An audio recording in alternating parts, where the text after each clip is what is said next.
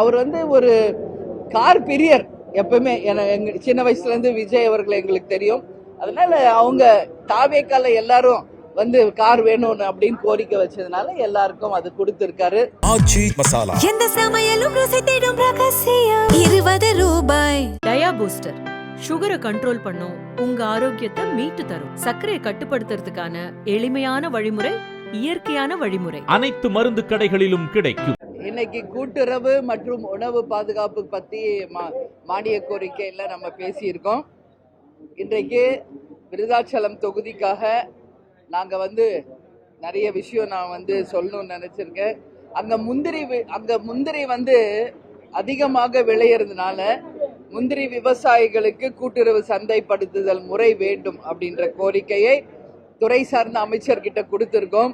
அதே மாதிரி சுட்டு வட்டாரத்தில் இருக்கிற முந்திரி சாகுபடி மொத்தத்தையுமே வந்து கூட்டுறவு முறையில கொள்முதல் செய்து சந்தைப்படுத்தி அதன் மூலம் நிச்சயமாக பேக்கிங் செய்து அந்த பொருட்களை விருதாச்சலம் மையத்துல இருந்து அதை வந்து ஒரு எக்ஸ்போர்ட் குவாலிட்டிக்கு டெவலப் பண்ணா அந்த விவசாயிகளுக்கு வந்து அதனால பெனிஃபிட் வரும் அப்படிங்கிறதையும் அந்த பாயிண்ட்டை வந்து நம்ம அமைச்சர்கிட்ட கொடுத்துருக்குறோம்.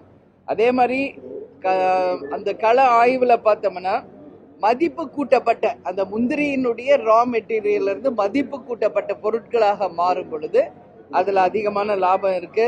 சுய உதவி குழுக்கள் மூலமாகவும் அதை டெவலப் பண்ணணும்னு சொல்லியிருக்கோம். இன்னைக்கு கூட்டுறவு அப்படின்னு பார்த்தாலே கடன் தள்ளுபடி தான். அந்த கடன் தள்ளுபடியை தான் விவசாயிகளும் ஏழை மக்களும் எதிர்பார்க்கிறாங்க. அந்த முழு கடன் தள்ளுபடி செய்ய வேண்டும் என்பதும் நம்ம சொல்லியிருக்கோம். ரேஷன் கடைகள் எந்த ஊர்ல இல்லையோ அந்த ஊர்ல எல்லாம் ரேஷன் கடைகள் கொண்டு வரணும். ரேஷன் பொருட்கள் கையிருப்பு இருக்கணும். அந்த விநியோகம் சரியான முறையில் நடக்கணும். அனைத்து குடும்ப அட்டைகளுக்கும் அந்த ரேஷன் பொருள் முறையாக போய் சேரணும். புகார்களை உடனடியாக ஆய்வு செய்யணும். அதற்கான தீர்வு உடனடியாக செய்ய வேண்டும் என்பதுதான் இன்னைக்கு தேமுதிகவினுடைய நிலைப்பாடு. அதே போல பழுதடைந்த ரேஷன் கடைகளை புதுப்பித்து எந்த ஊராட்சிகளை கிராமங்கள ரேஷன் கடையிலையோ அங்க புதுசா ரேஷன் கடையை உருவாக்கணும். அது எல்லாமே ரெண்டட் பில்டிங்ல இருக்கு. சொந்தமாக கட்டிடங்களை கட்ட வேண்டும் என்பதையும் நம்ம சொல்லியிருக்கோம். அந்த குடும்ப அட்டைதாரர்கள் இருக்கின்ற இடத்துல எல்லாம் வந்து புதுசா நியாய விலை கடைகளை திறந்தாதான் அந்த கிராம மக்களுக்கு அது உபயோகமாக இருக்கும். அதே மாதிரி ரேஷன் உட்பட அத்தனை அத்தியாவசிய பொருட்கள் வந்து தட்டுப்பாடு இல்லாம கிடைக்கணும். அதாவது அரிசி, சர்க்கரை, பாமாயில், கோதுமை இது போன்ற பொருட்கள் வந்து தட்டுப்பாடு இல்லாம கிடைக்கணும். இதோட கூட மக்காச்சோளம், கம்பு, கேழ்வரகு இந்த பயிர்களையும் நம்ம வந்து ரேஷன்ல வந்து தர வேண்டும் அப்படின்றதையும் நம்ம கேட்டிருக்கிறோம். நவதானிய பொருட்களையும் அந்த ரேஷன் மூலம் விநியோகம் செய்ய வேண்டும் என்பதும் நம்ம கோரிக்கை வச்சிருக்கு. கொடுக்கிற பொருள் எடை குறையாம கொடுக்கணும் அப்படின்றத நம்ம கேட்டிருக்கோம். ஏன்னா அந்த மெஷின் இன்னைக்கு நான் விருதாச்சலத்திலே பார்த்திருக்கேன். அந்த எடை போடுற மிஷின் நிறைய இடத்துல ஃபால்ட் இருக்கு. அந்த மிஷினரி எல்லாம் உடனடியாக சரி செய்து அது மக்கள் பயன்பாட்டுக்கு கொண்டு வரணும். பயோமெட்ரிக்கே பல இடத்துல வந்து வேலை செய்யறது கிடையாது. அந்த பயோமெட்ரிக் வந்து இம்மிடியட்டா சரி செய்து பயனாளிகளுக்கு அது உதவி செய்யணும். இப்ப கர்ப்பிணி பெண்கள், மாற்றுத்திறனாளிகள், வயசானவங்க எல்லாம் வராங்க. இப்ப நம்மளுக்கெல்லாம் எப்படி ஃபாஸ்டேக் கொடுக்குறாங்களோ அது மாதிரி ஃபாஸ்டேக் மாதிரி அவங்க துரிதமாக ரேஷன் பொருள் வாங்குறதுக்கு அதுக்கு ஒரு புதுசா ஒரு கார்டு அவங்க மாற்றுத்திறனாளிகளுக்கும் வயதானவர்களுக்கும் தரணும் அப்படின்றதும் நம்ம கேட்டிருக்கோம். நெல் வந்து உடனடியாக கொள்முதல் செய்யப்பட்டு அதை உரிய கிடங்குகளில் பாதுகாக்கப்பட்டு உரிய நேரத்தில் அது மக்களுக்கு விநியோகம் பண்ணும். ஒரு பக்கம் பார்த்தா அரிசி விலை ஏறிக்கிட்டே போயிட்டு இருக்கு. ஒரு பக்கம் பார்த்தா சம்பாவும் இல்லை. இன்னைக்கு சம்பா இது வரைக்கும் விளையில. ஏன்னா தண்ணி இல்லை. கடமடை வரைக்கும் இன்னைக்கு வந்து தண்ணி கிடையாது. ஸோ ஒரு பக்கம் விளைச்சல் இல்லை, ஒரு பக்கம் விலைவாசி உயர்வு, ஒரு பக்கம் பார்த்தா அதை பாதுகாக்காம மழையில நனைஞ்சு முளை விட்டு போயிட்டு இருக்கு. எல்லா மூட்டைகளும் நனைஞ்சு வீணா போயிருக்கு. ஸோ இது சிஸ்டம் வந்து கம்ப்ளீட்டா வந்து சரியாகணும்.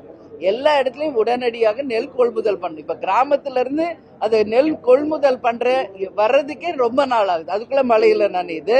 அதனால கிராமங்களுக்கே சென்று நேரடியாக நெல் கொள்முதல் செய்ய வேண்டும் என்பது போல பல விஷயத்தை நம்ம சொல்லியிருக்கோம்.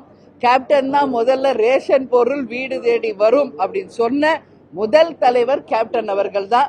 அது வந்து இன்னும் அது சாத்தியம் இல்லாமல் இருக்கு. அந்த ஸ்கீமு எல்லா இடத்துலயும் எங்க தொகுதியிலேயே பார்த்தா விருதாச்சலத்துல எடை குறைவா இருக்குங்கிறாங்க.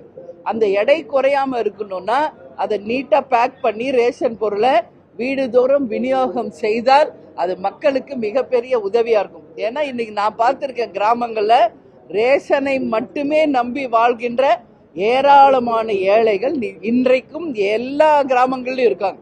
அப்போ அந்த ரேஷன் வந்து சரியான முறையில் கொடுக்க வேண்டும் அப்படின்றதையும் நம்ம வலியுறுத்தி இருக்கிறோம். அது மட்டும் இல்லை, இன்னைக்கு அத்தியாவசிய பொருள் நம்ம எடுத்தா உண்ண உணவு, உடுக்க உடை, இருக்க இருப்பிடம், பாதுகாக்கப்பட்ட குடி தண்ணீர், கல்வி, மருத்துவம், இதுதான் ஒரு மனிதருக்கு பேசிக்கா தேவை. அதுல முதலிடத்தில் இருப்பது உணவு. அந்த உணவு என்பது மிக மிக முக்கியமானது. அந்த உணவு எல்லா மக்களுக்கும் சரிசமமா கிடைக்கணும். தனி மனிதருக்கு உணவில்லை எனில் இந்த ஜெகத்தினை அளிப்போம் சொன்னார் பாரதியார். ஆனா நிறைய மக்கள் இன்னும் பட்டினியில இருக்கிறது உண்மை. கேப்டனும் எப்பவுமே கேப்டன் அப்படின்னாலே தன்னை தேடி வந்தவருக்கு உணவளித்தவர் கேப்டன் அப்படின்றது ஒரு வரலாறு. புரட்சி தலைவர் எம்ஜிஆருக்கு இருந்த வரலாறு அதற்கு பிறகு புரட்சி கலைஞர் கேப்டனுக்கு தான் இருக்கு. ஒரு அம்மா தான் பசி அறிஞ்சு பிள்ளைகளுக்கு சாப்பாடு கொடுப்பாங்க. அது போல ஒரு தாயாக தந்தையாக இருந்து மக்களுடைய அந்த பசியையும் உண்மையான தேவையும் அறிந்து உணவளிப்பதை தன் வாழ்நாள் கடமையாக கொண்டிருந்தார் கேப்டன். அதனால அந்த உணவு என்பது மிக முக்கியம். அதை தயாரிக்கின்ற இன்னைக்கு உற்பத்தி செய்கின்ற விவசாயிகள் தான் நமக்கு எஜமானர்கள். எனவே கூட்டுறவு மூலயமாகவும் உணவு பாதுகாப்பு மூலமாக தமிழ்நாடு முழுக்க அனைவருக்கும் சரிசமமாக அந்த பொருட்கள் போய் சேரணும் அப்படின்றதையும் நாங்க துறை சார்ந்த அமைச்சர்கிட்ட கொடுத்துருக்கோம். சரிங்களா?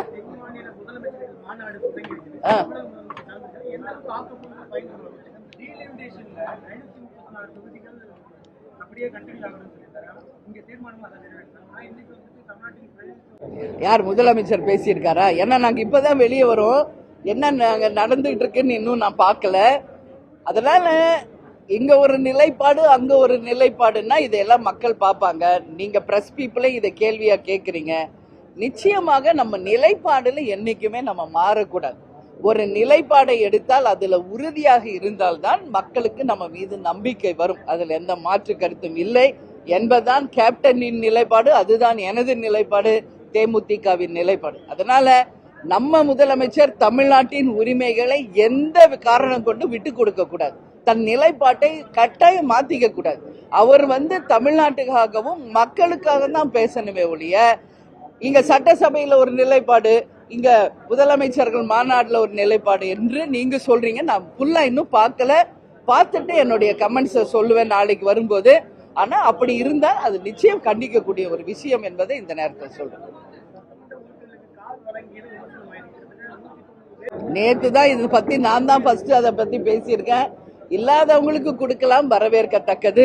ஆனா இன்னைக்கு நிறைய பேருக்கு கார் இருக்கு, இதான் உண்மை. இந்த பாருங்க, இந்த வரிசையில பாருங்க, எல்லாருக்கும் ஃபாரின் காரே இருக்கு, சாதாரண கார் கூட இல்ல, ஃபாரின் கார்ஸே நிக்குது எல்லாருக்குமே. ஸோ கார் இன்னும் யாருக்கு இல்லையோ அவங்களுக்கு கொடுக்கலாம்.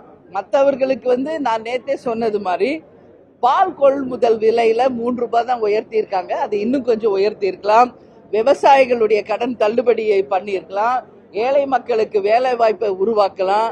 ரேஷனுக்கு முழு உரிமை கொடுத்திருக்கலாம். இது போன்று அரசாங்கம் இன்னும் ஏழைகளுக்கும் சாமானிய மக்களுக்கும் அந்த தொகையை செலவு பண்ணியிருந்தா அதை தேமுதிக வரவேற்றிருக்கும் என்பதை நேற்றே என் கருத்தா நான் சொல்லியிருக்கேன். இருந்தாலும் முதலமைச்சர் இதுவரைக்கும் இந்தியாவில் யாரும் பண்ணாத ஒரு விஷயத்த பண்ணியிருக்காரு. அதனால அவர் ஒரு கார் பிரியர். எப்பவுமே எங்க சின்ன வயசுல இருந்து விஜய் அவர்கள் எங்களுக்கு தெரியும். அதனால அவங்க தாவேக்கால எல்லாரும் கார் வேணும் அப்படின்னு கோரிக்கை வச்சதுனால எல்லாருக்கும் அது கொடுத்திருக்காரு. ஸோ அது ஒரு பக்கம் இருக்கட்டும், அது நல்லதாவே கூட நம்ம எடுத்துக்கலாம், இல்ல அது வேற. பட் அவருடைய திட்டங்கள் மக்களுக்காகவும் கடைகோடி மனிதனுக்கும் பலன் அளிக்கக்கூடியதா இருக்கும். இங்க இருக்கிற கொஞ்சம் பேர் எம்எல்ஏஸ்க்கு அந்த பெனிஃபிட் போறதை விட அந்த ஸ்கீமுக்கு அந்த பணத்தை ஏழைகளுக்கு பண்ணியிருந்தா அதை தேமுதிக வரவேற்றிருக்கும்.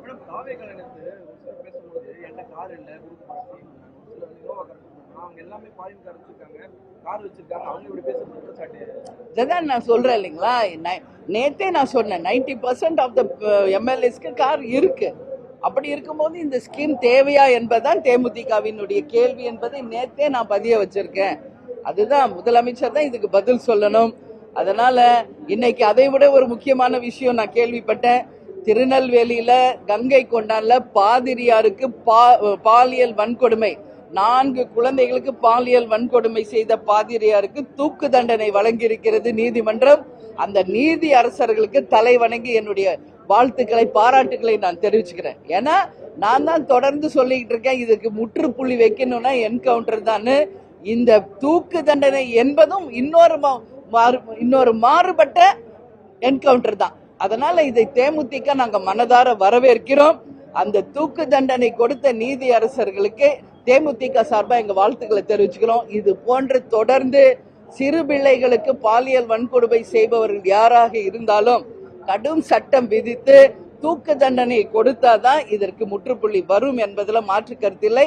எனவே இன்னைக்கு தூக்கு தண்டனை அறிவிச்சிருக்காங்க. இது ஒரு பொன்னான நாளாக பெண்கள் சார்பாக இதை நான் சொல்றேன். இது ஒட்டுமொத்த பெண்களுக்கும் கிடைத்த மகிழ்ச்சி செய்தி என்பதையும் இந்த நேரத்தில் நான் பதிய வைக்கிறேன். நன்றி, வணக்கம்.